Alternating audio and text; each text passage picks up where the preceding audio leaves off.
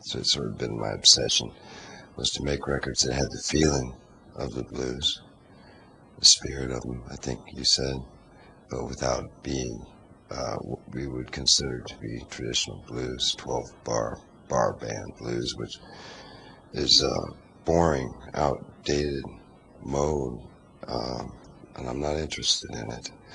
But I am interested in the real feelings behind it, and but musically, I'm more into, say, like avant-garde rock music or noise bands like Scratch Acid or Sonic Youth or Butthole Surfers, stuff like that.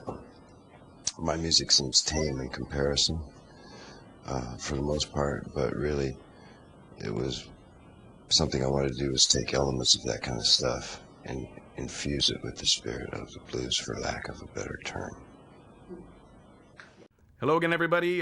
Next up is Mark Lanegan, who is has the voice of the undead. Kind of a country style, very, very low baritone, very gravelly, very envious. Always admired him as a songwriter and as well as a singer. And he used to play in this band called the Screaming Trees, and he's gone on to basically put all that stuff to rest, and he's doing really great stuff now. Check it out. Mark Lanegan. Let's walk down to the water, this hyacinth in bloom. I spend my days loving you. I left these fields because I never knew.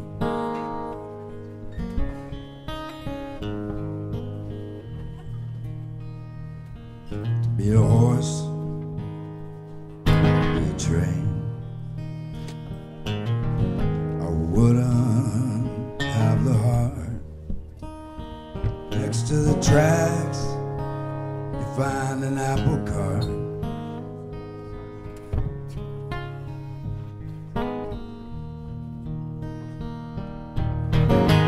Maybe we'll stay at home, be together, no more to move alone. Together, no more to move alone. See the water mixed with light. For you, I've been shaken, regarding the fields, humbly mistaken.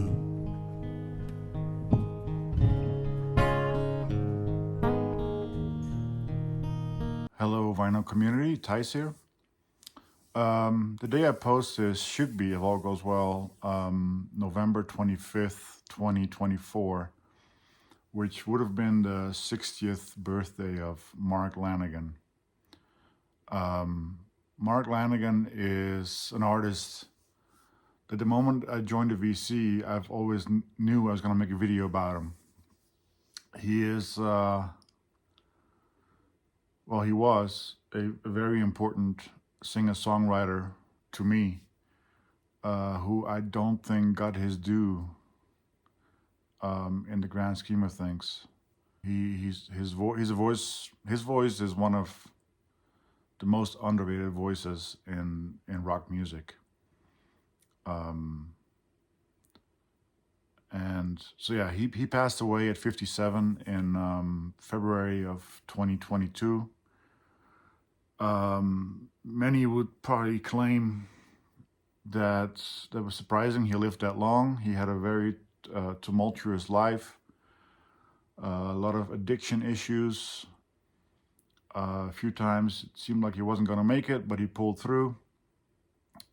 Josh Homme from Queens of the Stone Age fame and Kaya's fame was good friends with him. They were in a band together, Queens of Stone Age, for a bit. You know, he used to say that Lanegan is like a cockroach. He survives anything. But unfortunately, in February of 2022, when he had moved to Ireland about a year prior, he passed away. He had unclear what happened exactly. but he did have a pretty nasty bout of COVID right before that. He was recuperating. He supposedly he recorded a new album, or at least demos for a new album, but who knows if that's ever gonna be released or not. So Mark Lanegan, if you don't know, he probably is best. Well, he came to the scene, if you will, through the Screaming Trees in the Pacific Northwest area during the grunge years. They kind of tagged along with that. Screaming Trees, of course, is Van Conner, the Conner brothers, Van Conner, Gary Lee Conner on bass and guitar, and then they had Mark Pickerel on drums, and later Barrett Martin. Yeah, I only have 2 albums from Screaming Trees. The 2 90s releases. These are music on vinyl reissues. Sweet Oblivion, which has probably the biggest hit. What's it called again? Nearly Lost You, which was part of the single soundtrack. And then this came out in 91, 92, the original. And Dust, also a music on vinyl reissue from 2010s, came out originally in 96.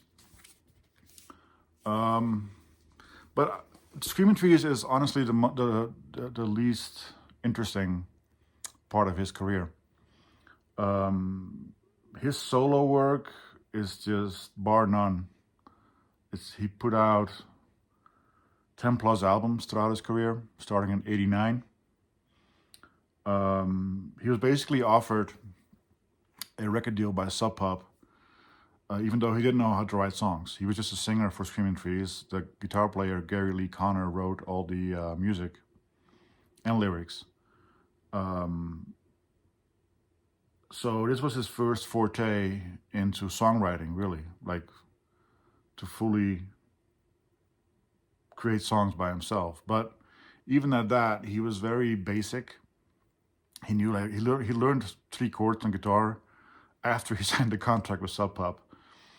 And then he hired his friend Mike Johnson from, he was in Dinosaur Jr. for a bit. He was the bass player or guitar player, I forgot.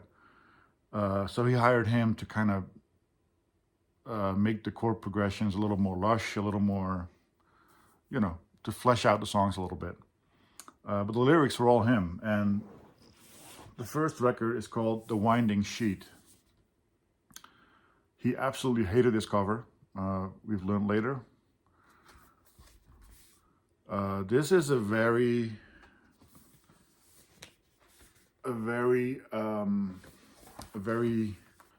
bare-boned album. It's folk rock, acoustic, a little bit of Americana. And it's mostly him, Mark Lanegan, with Mike Johnson, and then also Kurt Cobain and Chris Novoselic from Nirvana make an appearance as well. Kurt Cobain being one of his best friends, one of Lanegan's best friends, up until the day Cobain passed.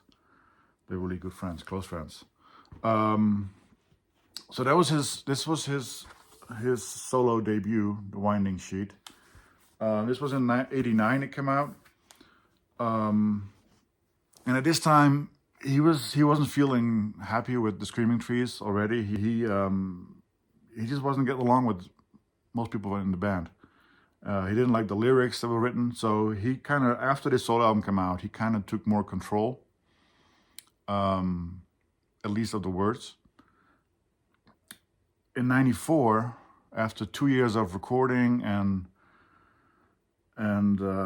at this point he was deeply addicted to multiple substances, which I only mention because how it affected his work.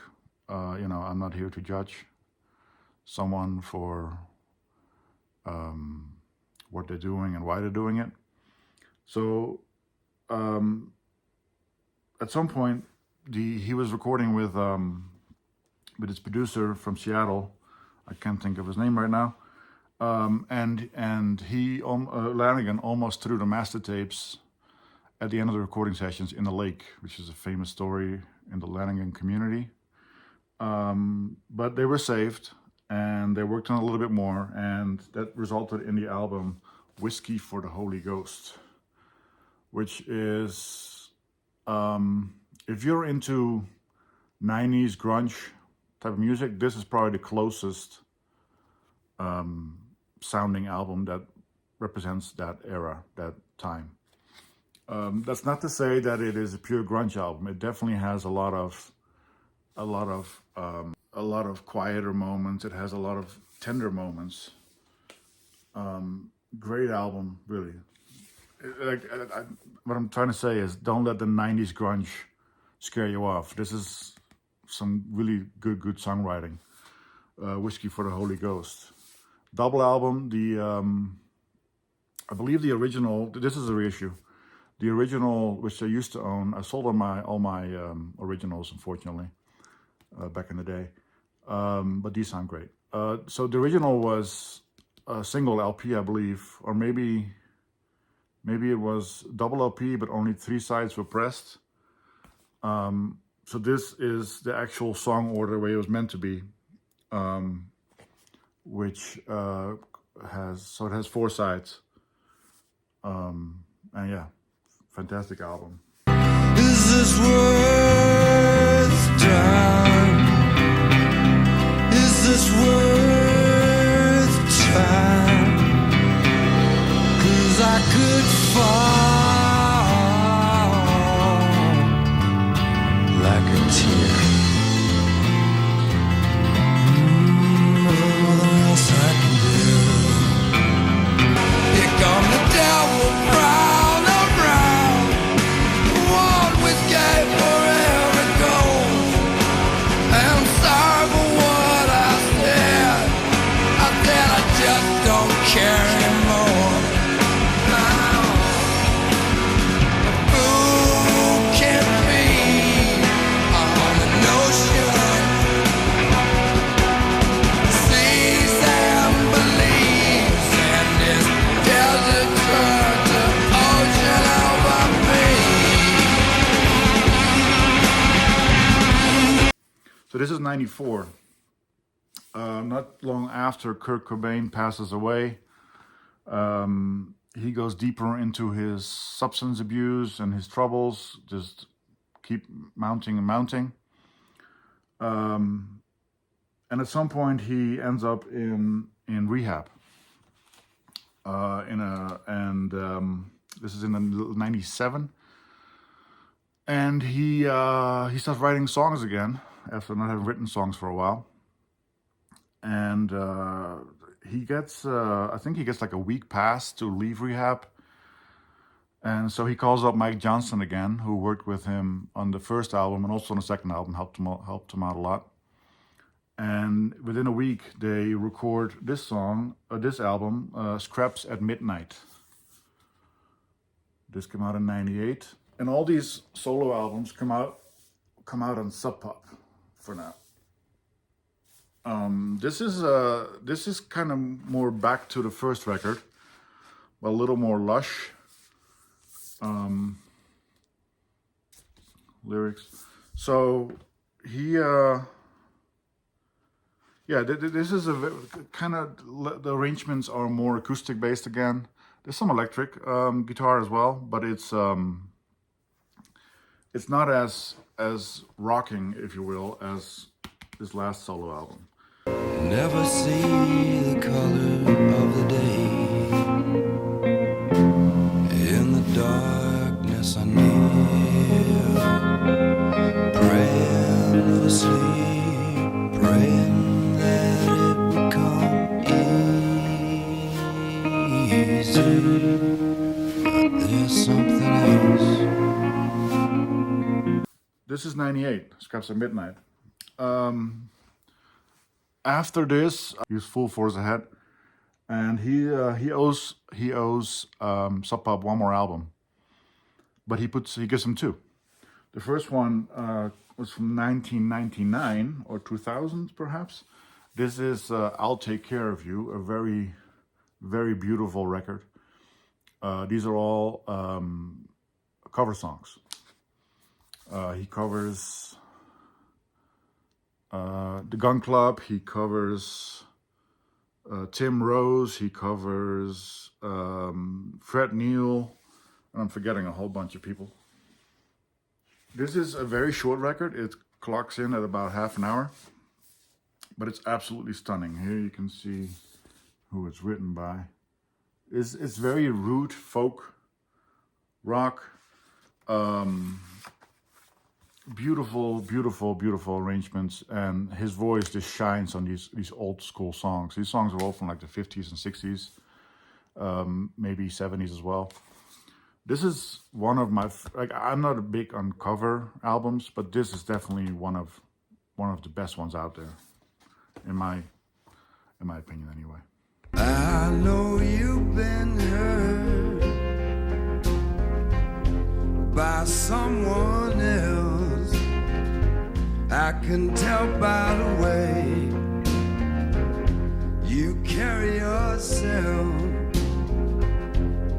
But if you let me, here's what I'll do. I'll take care of you. I loved and lost, the same as you. So you see, I know just what you've been through.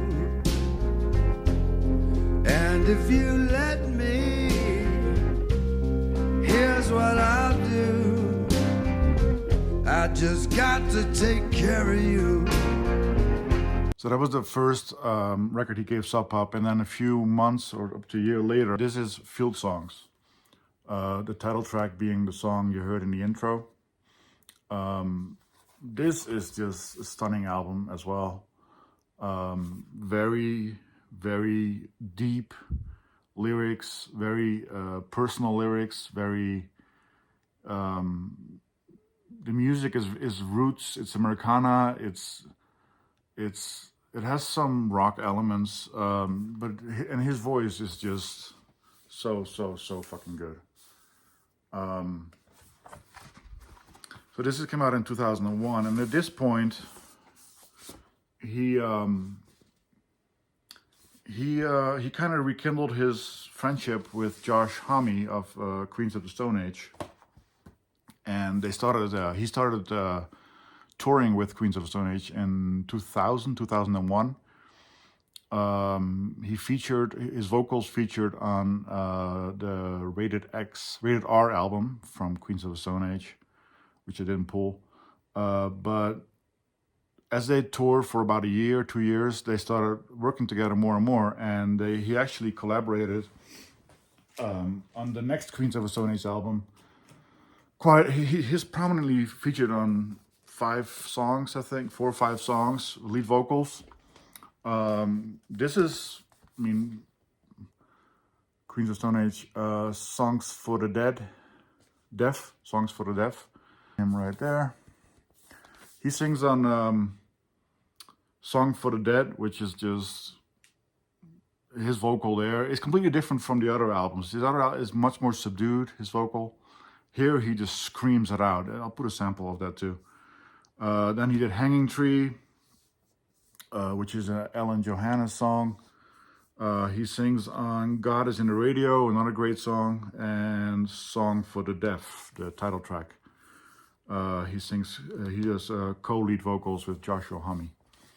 Great album. I don't spin it that much anymore because, I don't know, I've kind of moved on from the rock sound, but like I still watch a lot of live clips from this tour.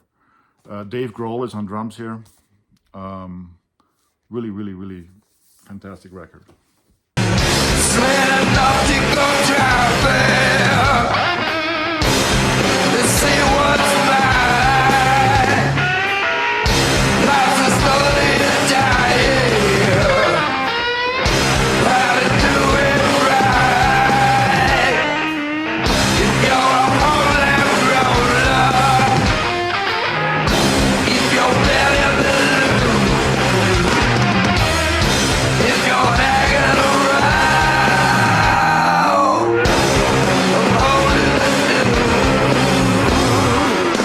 So yeah, between 2000 and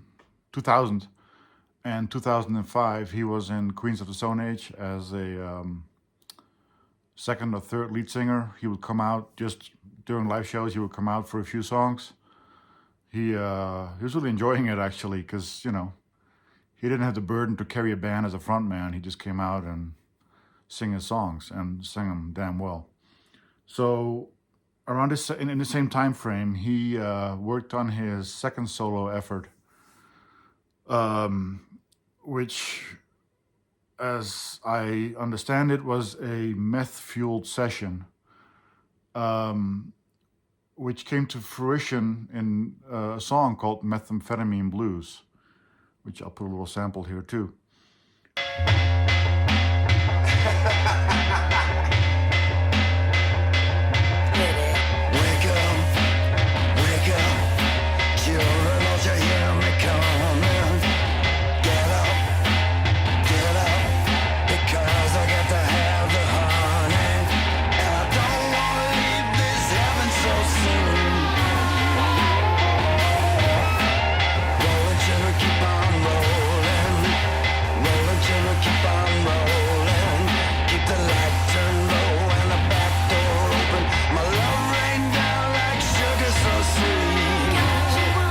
So he actually recorded so many songs that he came up with an EP and a full-length album of 15 songs. So the EP came out first. It's called Here Comes That Weird Chill, Methamphetamine Blues, Extras and Oddities. It's a 10-inch. This came out in 2003, was later reissued as a 12-inch a few years back. A few years back, came out as a 12-inch on pink vinyl. So this is just the introduction to the album. It has 9 songs on here, 8 or 9 songs. Every single one of them fantastic. There's a cover of Captain Beefheart, Clear Spot, which is a great cover as well. So that all culminated into the album called Bubblegum, which is kind of a tongue-in-cheek title, I would say. This is the 2004 original. Like I said, it's 15 songs. 15 songs on a single record. So it is quite cramped, which leads me to the reissue they put out this year in the 20th anniversary of this album. Bubblegum XX, and they finally, which was always Lanegan's intent, so they finally put it out as a double album, and this is just a Bubblegum album, and then they also put out, it came in a box set. I think you can also get this by itself though. So it comes with so keep in mind, he recorded the EP of 9 songs, then the album 15 songs, and then with the box set, they also put in unreleased songs and demos, which is another 12, 14 songs. Some are demos of songs of the album, but there's a lot of songs we've never heard before, different versions. There's one song with Beck on vocals and harmonica that was added. The intention was to record that back in the day, but Beck didn't have time, so they reached out to Beck for this reissue, and he added his vocals and harmonica parts in the last few years. So this also came with a really nice book right here, and this book has pictures of the master tape. It has interviews with people involved in the recording, producers, players. So Josh Homme was on here, Greg Dooley from the African Wigs, Twilight Singers, whom he later would work with as well. A lot of unreleased photographs from around the time of the recording. Let me kind of skip through here a little faster. A lot of players, lyrics, recording notes. Just a very, very, very cool book, which is only available with the box set, which I think sold out, unfortunately. for those that still would want it. And Bubblegum in particular, this is the original again, it really benefits from 2 discs because it's almost an hour long. And I think I started saying how Bubblegum is kind of tongue-in-cheek because this is a very, very dirty, messed up record. Yeah, I mean, it has some quieter songs as well, particularly Bombed, Out of Nowhere. But this thing rocks, like but dirty, like it's dirty though, like in a good way. Would you put on that long white gown and burn like there's no more tomorrows? Will you walk with me underground and forgive all my sicknesses and my sorrows? Will you be shamed if I shake like I'm dying? When I fall to my knees and I'm crying, will you visit me where my body rests? Will you put on that long white dress?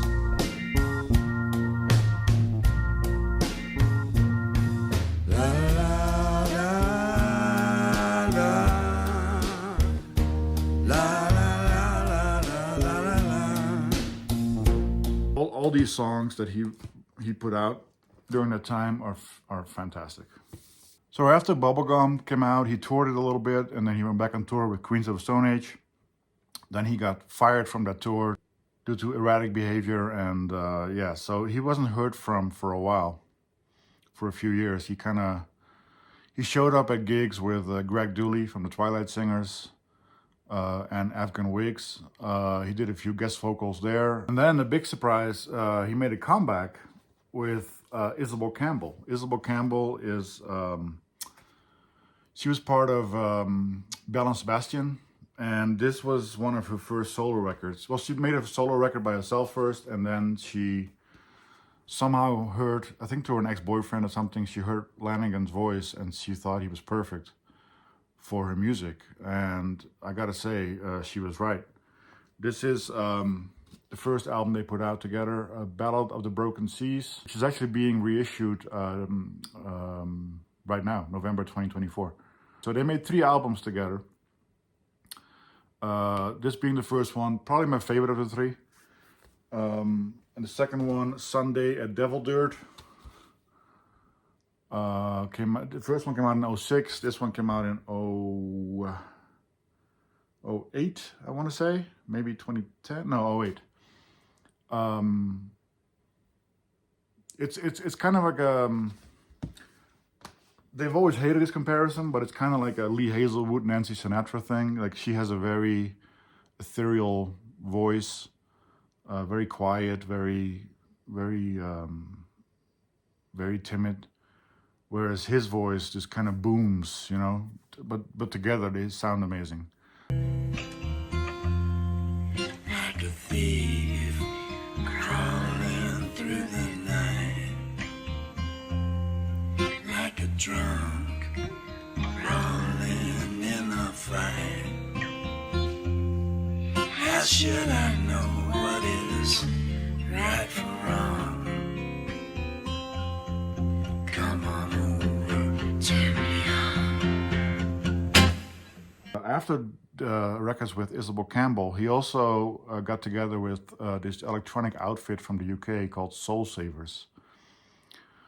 Soulsavers, they started as an instrumental band. Then they recorded an album with Josh Hayden from the band Spain on vocals on a few songs.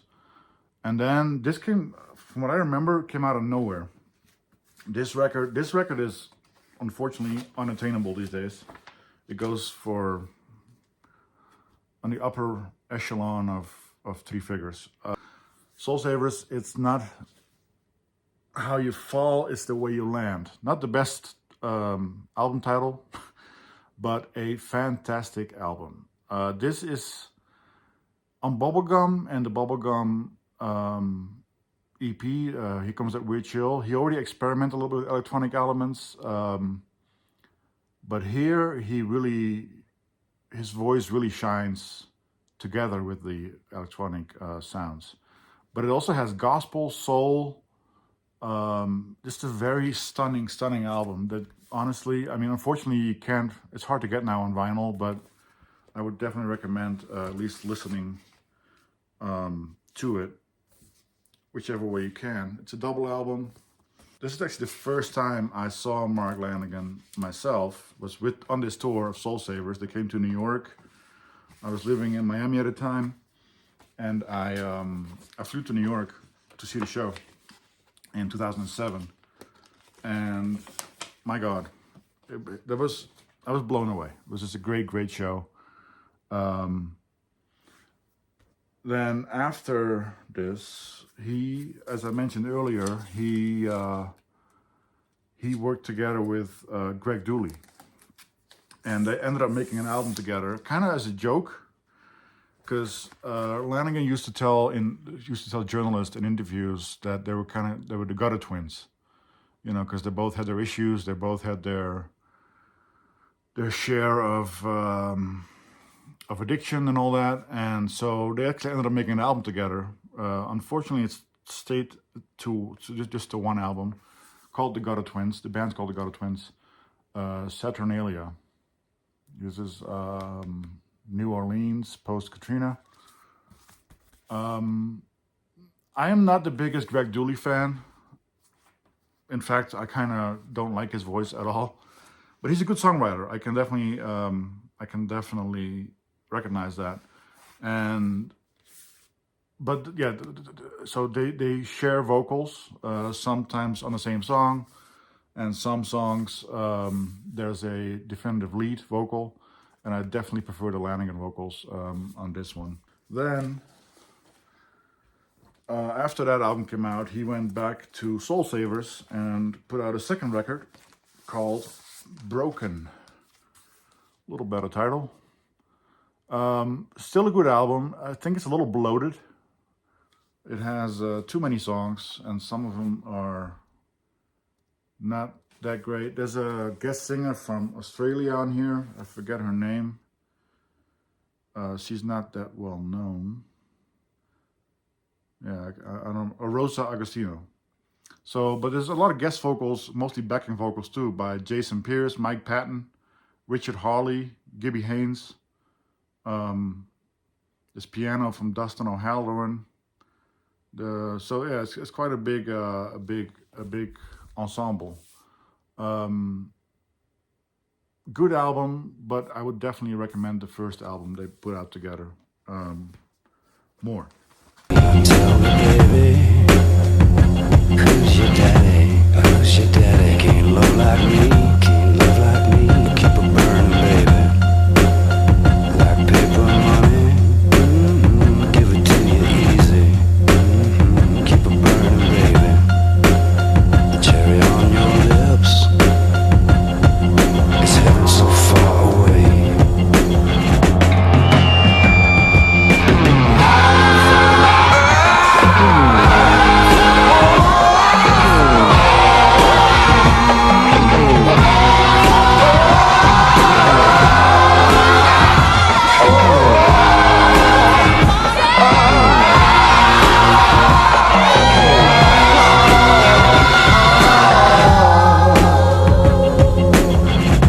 So that was 2009, Soulsavers Broken. Then he went back, he disappeared again. He disappeared from the scene. He kind of fell out of love with music. He became a scenic painter in Hollywood, where he was living at the time. He painted like film sets and stuff like that. So the story goes that he would hang out with his nephews back home in Washington State, and he had gotten an offer from this game, Rage, video game, to write a song, but he wasn't feeling it. He wasn't feeling music. He wasn't inspired or anything. So he was talking to his nephews, and his nephews, he mentioned this to them, and apparently they were huge fans of this game. So he went back, when he came back to Hollywood, to LA, he called his manager, like, you know what, let's do it. Let's do it. And they recorded a song. He recorded a song with Alan Johannes called Burning Jacob's Ladder, which I'll put a little sample. Dreams stripped down beyond firelight would go over, but my only coats off white and seeing things unreal. God knows what that stain, what comes crawling back again. Tears that harbor down to the thorny altar. I'm afraid I might fade away. And that got his love of music back. And he ended up recording a whole album with Alan Johannes, which is called Blues Funeral. Fantastic album. This is, I love this cover too. This is a double album. Very, here, like with Bubblegum, he used electronic sounds more as texture. Here he's using it in a more beautiful way, if you will. It's still rock, alt rock. It has some ballads, but it's a very, like, it's funny because this is something that I wouldn't listen to necessarily with any other singer. But with Mark Lanegan, it just works. It works. It sounds so good. A great sounding record too. I think it's gray vinyl, if I remember. Yeah, it's gray vinyl. So yeah, this was his comeback. And it hit all the spots, all the marks that you want from him. Very successful. He started touring again, which is the last time I saw him in 2012 in Germany. In Germany, I was visiting my family in the Netherlands, and my brother and I took a day trip to Germany to go see them. And, you know, my brother's not really a music fan, but he was really enjoying them too. Yeah, great show. Unfortunately, it was the last time I saw him live. So at this point, when he would go on tour after the show, he would meet with his fans, which was kind of mind-blowing to everyone, to most of his fans, because he was known to be such a curmudgeon and never wanted to talk to anybody, journalists, fans, whatever. So, but later on, he described in interviews and in his few books, which I'll show later, that he just needed to be social to kind of come out of his shell, because he realized he was going downhill. And so I met him. I talked to him briefly for, like, I don't know, less than half a minute. But it was nice to shake hands and just, you know, tell him how thankful I was for his music. So I'm gonna go a little faster now. After this, in 2013, he put out his second cover record, Imitations, appropriate name. Terrible cover, I must say. This has covers by Chelsea Wolfe, Greg Dooley, Nick Cave, Mac the Knife, made famous by Sinatra, Not the Loving Kind by John Cale, Lonely Street, a French song by Gerard Manset, Elegie Funèbre, hope I'm saying it right, Autumn Leaves. Okay, so then he hooked up with Duke Garwood, a British guitar player, clarinet player, saxophone player. Duke Garwood has a very rootsy sound. And after this record came out, Black Pudding on Ipecac, which is a label run by Mike Patton and some other guy I can't remember the name of. This is very special too. This is again a different sound. It's Duke Garwood plays guitar. He plays saxophones, clarinets on here, and Lanegan does the vocals and the words. and it works well together. It sounds beautiful. Good, have I done good? I fell on command. Give me my first and last medal. Observed in ritual behind the door. The heavy ivory white doorway would come off my hinges.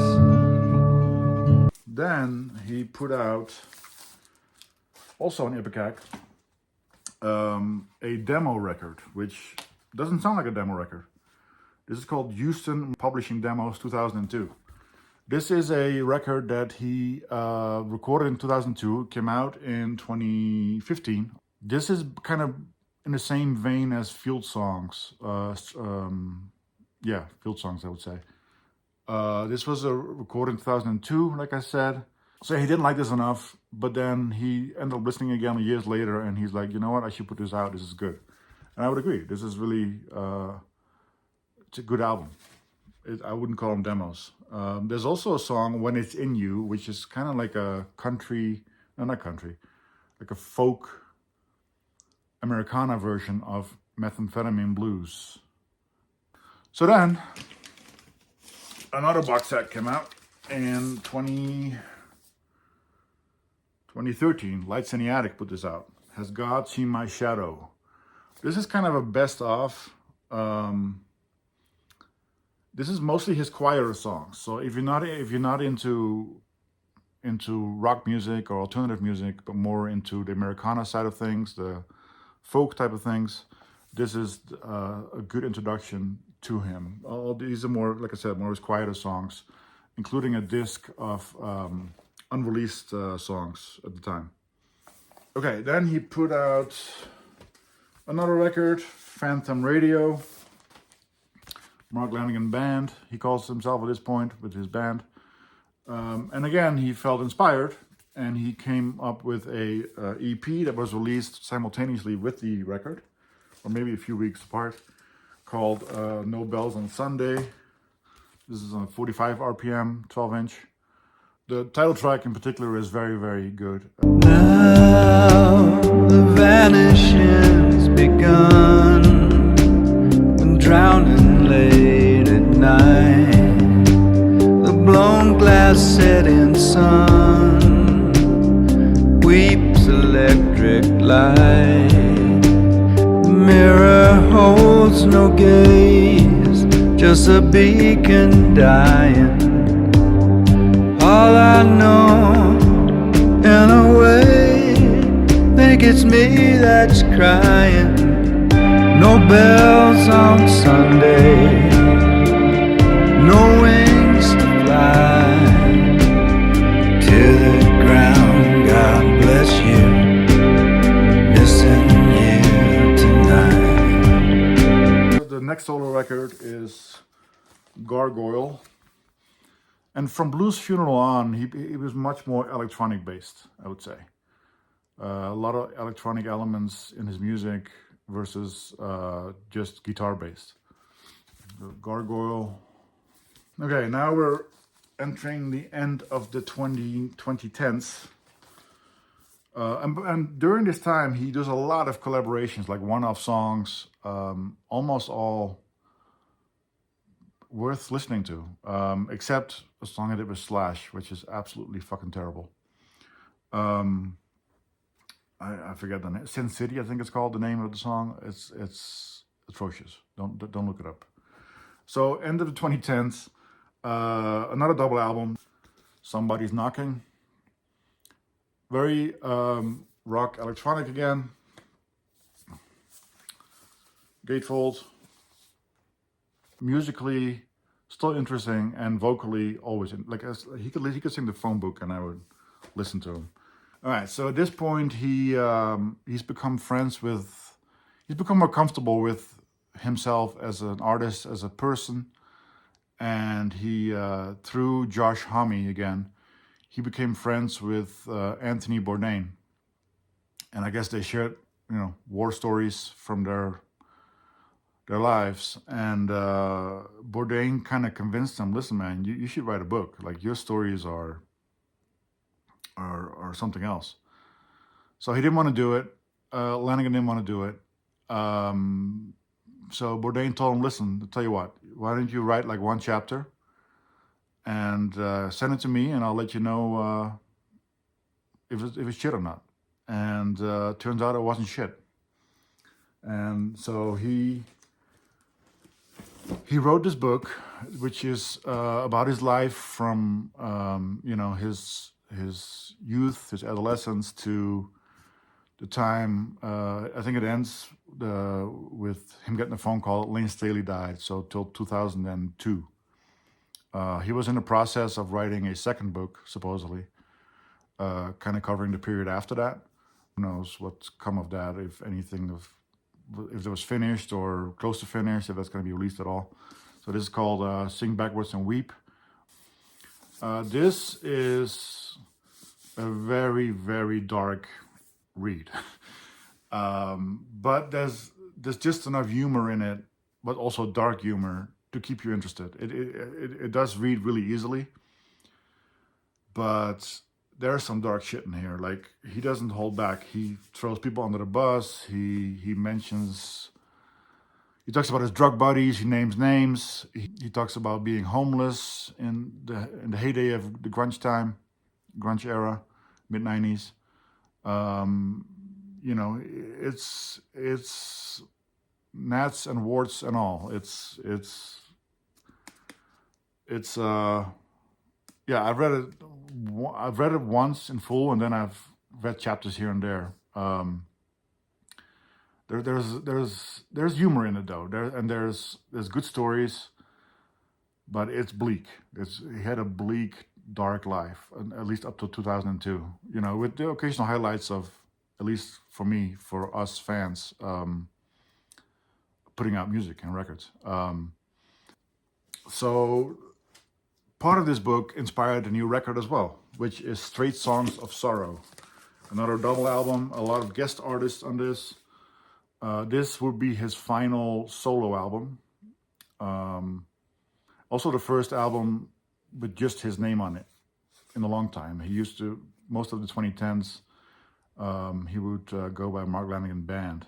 So this is, I guess since it's tied to the book, which is his story, he just named his album Mark Lanegan. Good album. This is his home in LA.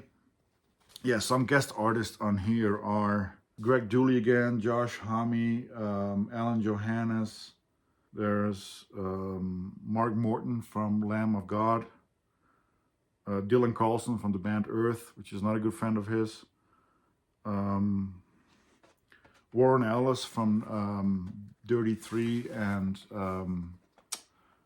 Nick Cave in the Bad Seeds, obviously. Another surprising one here is John Paul Jones on a few songs. Adrian Utley. So yeah, quite a few who's names there. What else do I got? Okay, this is, so when I saw him in 2012, I picked up from the merch booth, I picked up a Christmas album called Dark Mark Christmas 2012. 6 songs, private press from somewhere in Europe. He signed it actually for me when I spoke to him. I ended up selling that, which I regret now, obviously. But they repressed it in 2020. Well, actually, I sold it after I bought this repress. But this repress has, it's called Dark Mark 2020, Christmas 2020. This actually has 4 more songs, which kind of justified me selling it, the original.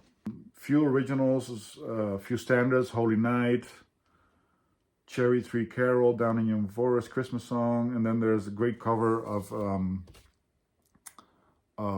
13th Floor Elevators called Burn the Flames. Here I sit, a skeleton at my organ. The candles in my candelabra burn hellishly, hellish hell. and the laughter unending echoes through the haunted house. A little Christmas spirit ghostly haunting deadly spirit. Every creature is stirring, even the mouse. So burn, so burn, burn the flames. Higher, higher, higher, and higher.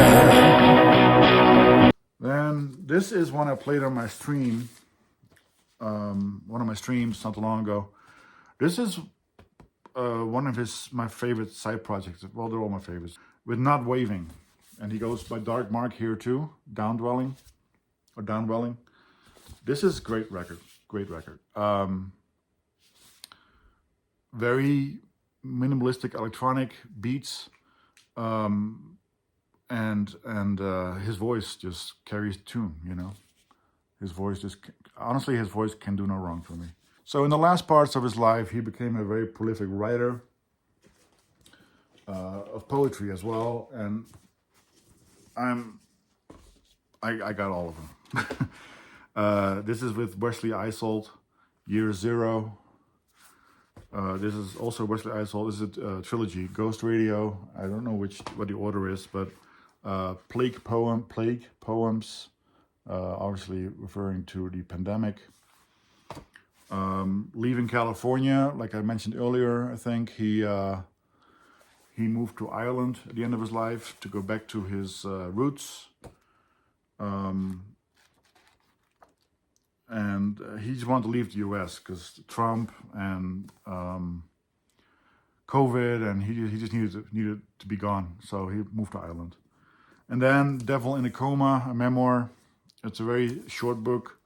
This is basically a short book with very big letters. This is basically about his experience with COVID in Ireland. There's also a lyric book that came out. The foreword by John Cale and Moby, friends of his. These are all his lyrics from solo releases as well as side projects up until, what's the last album he has in here? Up until Gargoyle.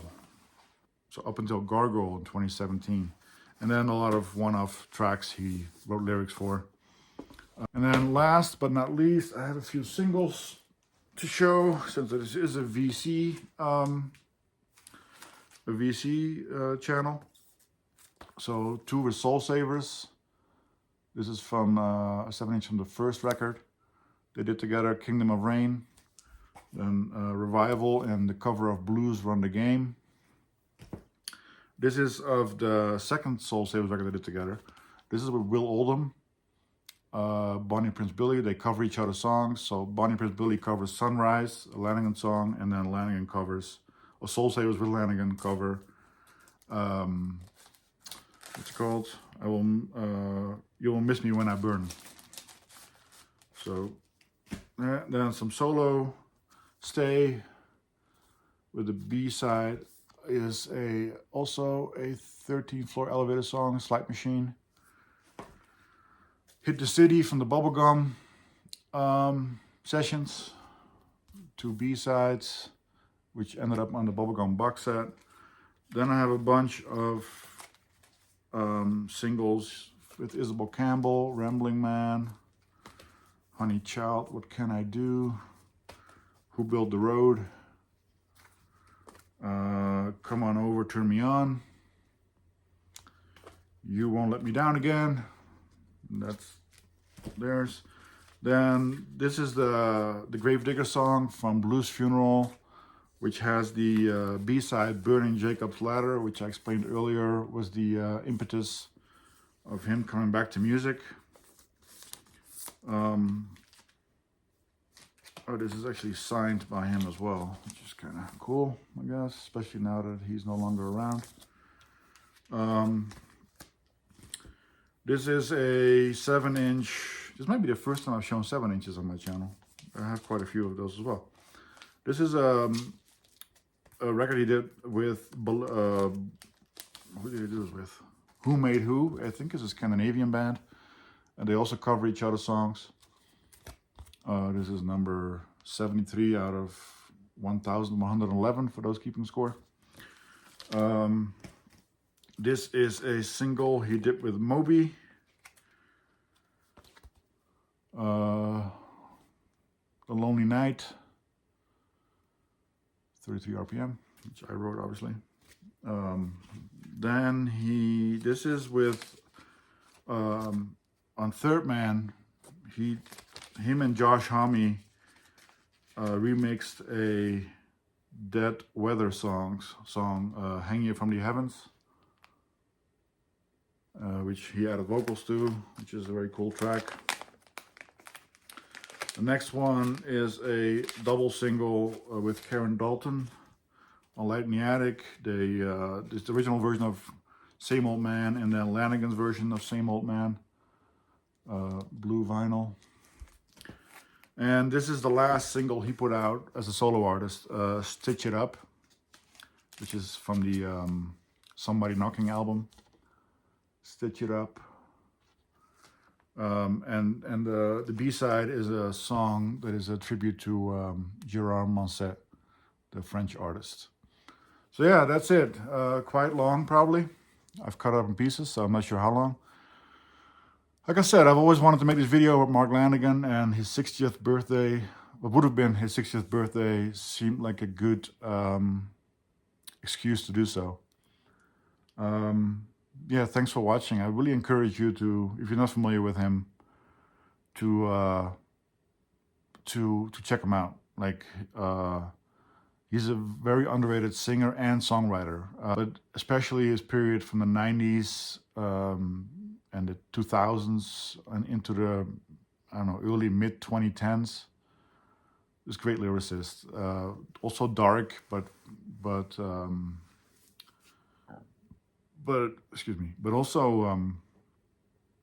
also just very moving, very touching. Even though he's claimed in interviews around Bubblegum in particular that every time he talks about love in songs up until that time anyway, he was talking about his love for drugs. So, you know, but he doesn't specifically mention that most of the time. So you can interpret it however you want to. And he was also an artist that would never tell you what a song was about. Because he figured you should figure, you know, whatever it means to you, he doesn't want to take that away from you, which I always appreciated, that sentiment. Like, there's some artists that over-explain their songs and then it kind of can lose meaning to the listener because you have a different emotional attachment to it. So yeah, that's Mark Lanegan. No longer with us, unfortunately. Died way too young, but again, lived way longer than many would have expected. So thanks for watching, and hope to see you soon. Hope everyone's well. Bye. I would like to think that anybody who's, you know, spent 30 years living is probably, you know, not the same person they were when they started. Some people get worse as they get older, and some people, you know, stay the same, like you said. Some people get better.